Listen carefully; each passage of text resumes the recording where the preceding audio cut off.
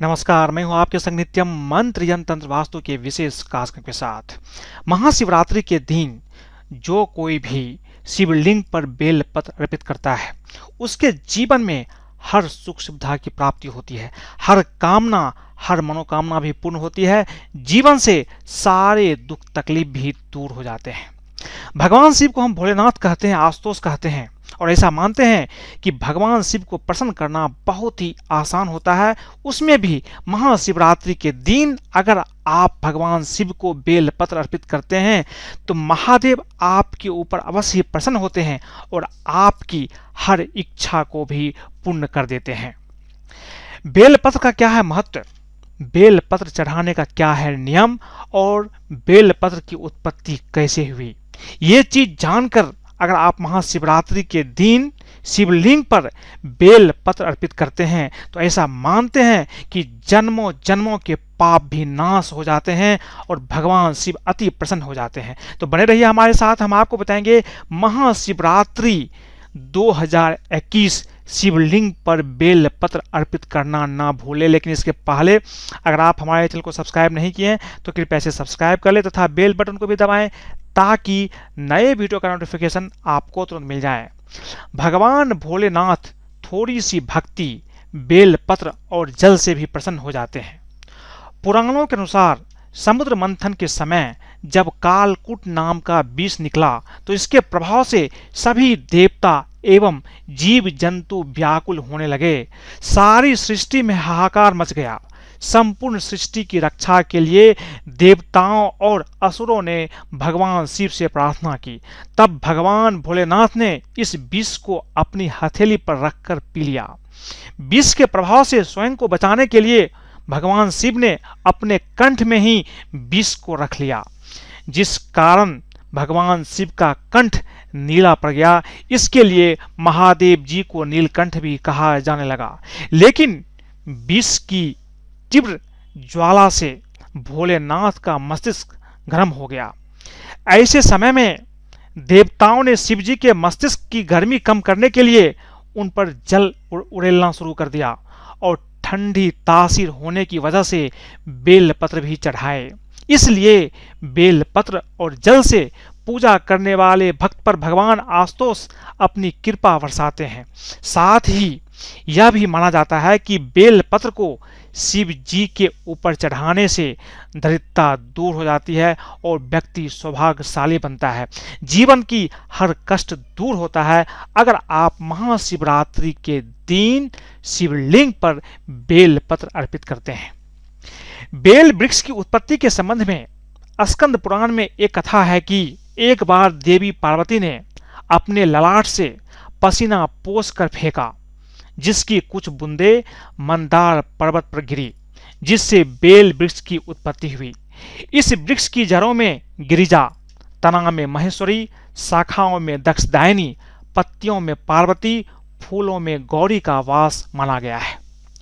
जब आप भगवान शिव को बेल पत्र शिवरात्रि के दिन अर्पित करते हैं तो आपको कुछ चीजों की जानकारी अवश्य होनी चाहिए, क्योंकि अगर आप बेल पत्र सही ढंग से अर्पित नहीं करेंगे तो आपकी पूजा सफल नहीं होगी और भगवान शिव आपके ऊपर प्रसन्न नहीं होंगे।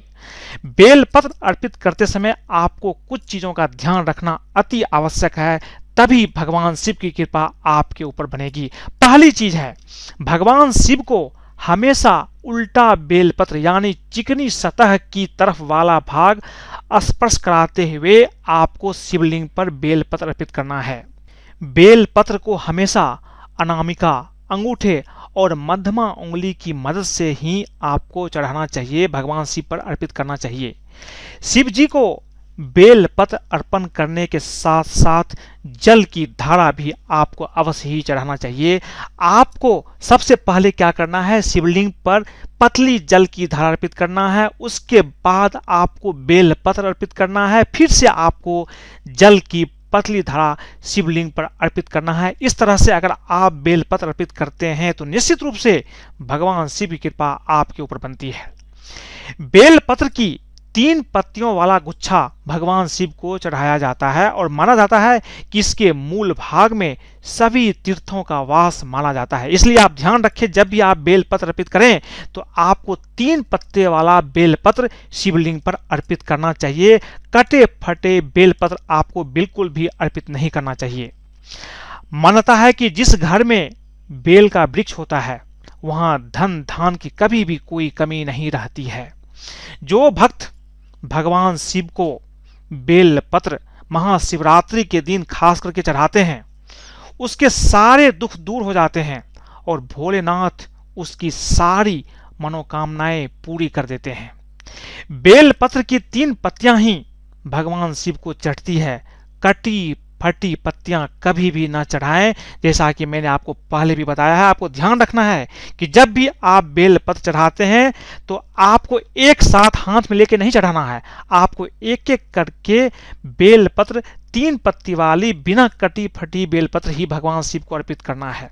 कुछ तिथियों को बेलपत्र तोड़ना वर्जित होता है, जैसे कि चतुर्थी, अष्टमी, नवमी, चतुर्दशी और अमावस्या को, संक्रांति के समय और सोमवार को बेलपत्र नहीं तोड़ना चाहिए।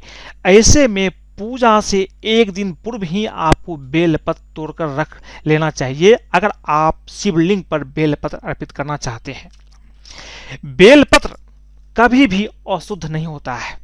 पहले से चढ़ाया हुआ बेलपत्र भी फिर से आप धोकर चढ़ा सकते हैं। कई बार अगर आप शहरों में रहते हैं तो आपको बेलपत्र की उपलब्धि बहुत आसानी से नहीं हो पाती है, लेकिन अगर संयोग से आपको बेलपत्र मिल जाए तो उसी बेलपत्र को आप बार बार चढ़ा सकते हैं धोकर। बेलपत्र कभी भी वासी नहीं होता है। अगर आप इन चीज़ों का ध्यान रख करके भगवान शिव को महाशिवरात्रि के दिन अगर आप बेलपत्र अर्पित करते हैं तो समझिए आपके जीवन के सारे पाप ताप नाश हो जाते हैं, जीवन से दरिद्रता दूर हो जाती है और भगवान शिव आपके जीवन में हर सुख प्रदान करते हैं। आपकी जो भी इच्छा होती है, जो भी कामना होती है, वो अवश्य ही पूर्ण होता है। इसीलिए आप कुछ अर्पित करें न करें, महाशिवरात्रि के दिन जल की धारा और बेलपत्र भगवान शिव को अवश्य अर्पित करें। अगर आपको ये वीडियो पसंद आए तो कृपया इसे लाइक करें, सब्सक्राइब करें, अपने दोस्तों के साथ भी शेयर करें, सगे संबंधियों को भी बताएं, फेसबुक पर फॉलो करें ताकि वो भी इन चीज़ों को समझ करके अगर बेलपत्र भगवान शिव को अर्पित करते हैं तो उसके जीवन में भी चमत्कार हो सकता है। आज के लिए बस इतना ही। धन्यवाद।